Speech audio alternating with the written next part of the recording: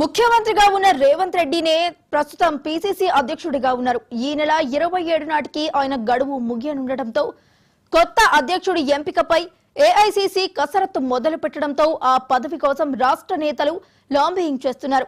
PCC అధ్యక్ష పదవి కోసం దాదాపు 12 మంది పోటీ పడుతున్నారు. మంత్రులు సీతక్క, పొన్నం ప్రభాకర్, పీసీసీ కార్యనిర్వాహక అధ్యక్షులుగా ఉన్న మాజీ ఎమ్మెల్యే జగ్గారెడ్డి, ఎమ్మెల్సీ మహేష్ కుమార్ గౌడ్ తో సహా పలువురు నేతలు తమ వంతు ప్రయత్నాలు చేస్తున్నారు. మాజీ ఎంపీ ప్రచార కమిటీ చైర్మన్ మధు యాష్కి ఢిల్లీ స్థాయిలో లాంబింగ్ చేస్తున్నట్లు తెలుస్తోంది. కాంగ్రెస్ అగ్రనేత రాహుల్ తో నేరుగా పరిచయాలు ఉండటంతో తనకే అవకాశం ఇవ్వాలని కోరుతున్నట్లు సమాచారం.